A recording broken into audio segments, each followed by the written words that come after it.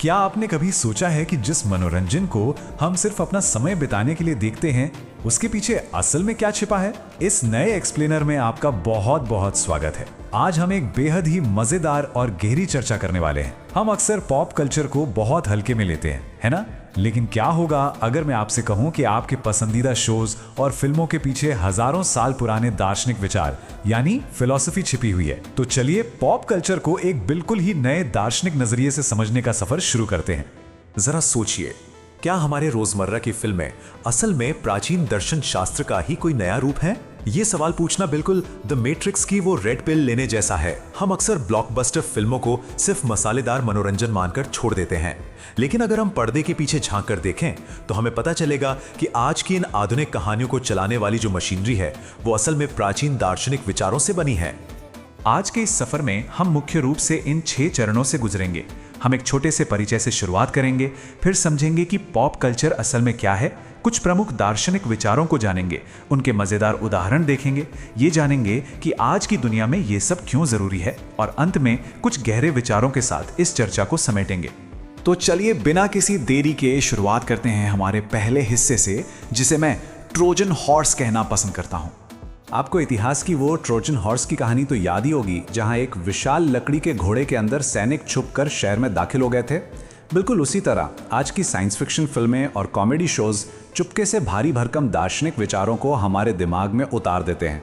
और मजे की बात यह है कि बड़े बड़े शिक्षाविद और प्रोफेसर्स भी इसे बेहद गंभीरता से लेते हैं। इंसेप्शन एंड फिलॉसफी जैसी किताबों का होना ही इस बात का पुख्ता सबूत है कि हमारी रोजमर्रा की फिल्मों का अकादमिक स्तर पर विश्लेषण किया जाता है और उनकी तुलना प्लेटो या फिर एशियाई दर्शन शास्त्र से की जाती है। अब आते हैं एक बहुत ही बुनियादी सवाल पर, आखिर ये पॉप कल्चर है क्या चीज? आसान और रोजमर्रा की भाषा में कहें तो पॉप कल्चर वो सब कुछ है जो हमारे आसपास मनोरंजन के रूप में मौजूद है, जैसे कि हमारा संगीत, फिल्में, वीडियो गेम्स और सोशल मीडिया।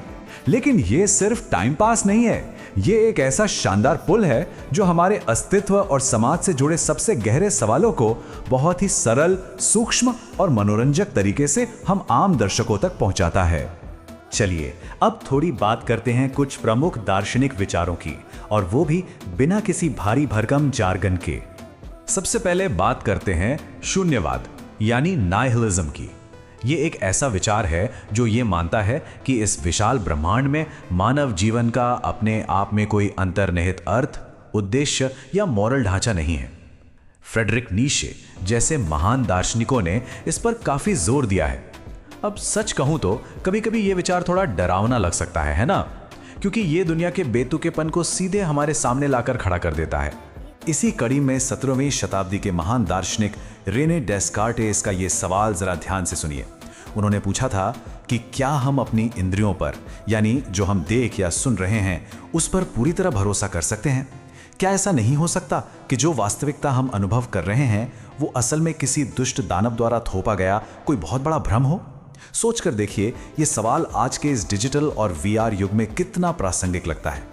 इसके अलावा एक और बेहद दिलचस्प विचार है उत्तर मानववाद या पोस्ट ह्यूमनिज्म।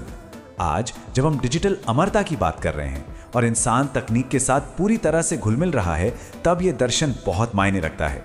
ये इस पुरानी सोच पर ही सीधा सवाल उठाता है कि इस पूरे ब्रह्मांड के केंद्र में सिर्फ और सिर्फ इंसान ही है। तो ये तो हो गई सारी थ्योरी। अब देखते हैं कि हमारे अपने पॉप कल्चर में ये फिलॉसफी एक्शन में कैसे नजर आती है। जरा प्राचीन दार्शनिक प्लेटो के गुफा के दृष्टांत, जिसे प्लेटोज केव कहते हैं, उस पर विचार करें। इसमें कुछ कैदी सिर्फ दीवार पर पड़ने वाली परछाइयों को ही दुनिया का अंतिम सच मान लेते हैं।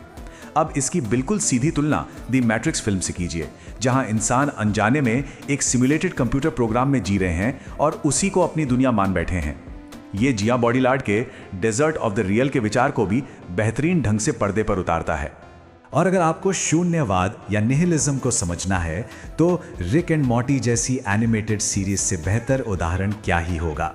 ये शो शून्यवाद का इस्तेमाल करके एक अनंत ब्रह्मांड के बेतुकेपन को बहुत ही डार्क और तीखे ढंग से दिखाता है। इसमें बार बार ये एहसास दिलाया जाता है कि इस ब्रह्मांड में किसी भी चीज़ का कोई स्थायी परिणाम नहीं होता, और यही बात इसे इतना मज़ेदार बनाती है। अगर हम और भी उदाहरण देखें तो मार्वल की फिल्मों में नायक अक्सर अपने नैतिक कर्तव्यों पर बहस करते नजर आते हैं। इसी तरह video game near automata Albert Camus और सिसिफस के बेतुकेपन एब्सर्डिटी को एक्सप्लोर करता है।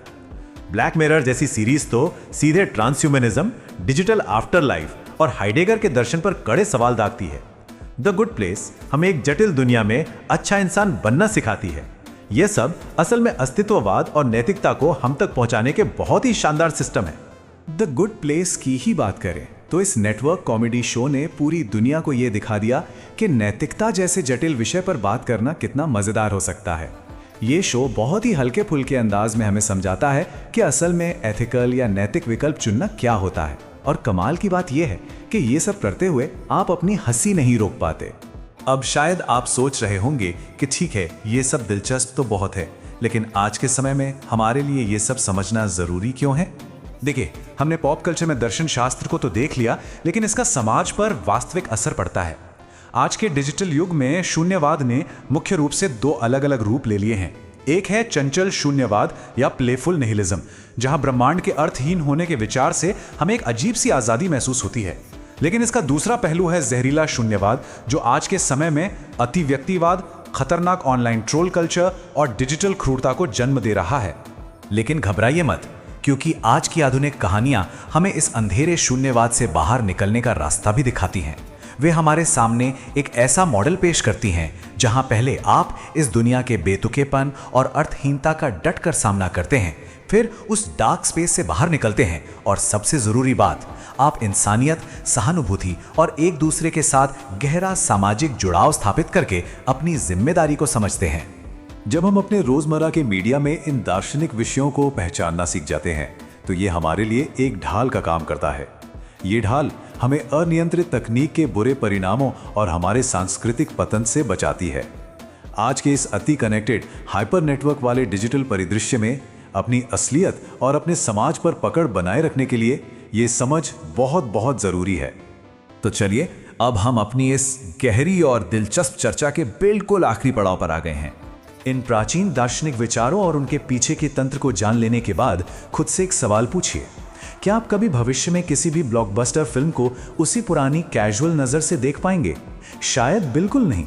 मनोरंजन अब सिर्फ टाइम पास की चीज नहीं रहा, यह हमारी सोच को एक नया आयाम देने का सबसे बड़ा टूल बन चुका है।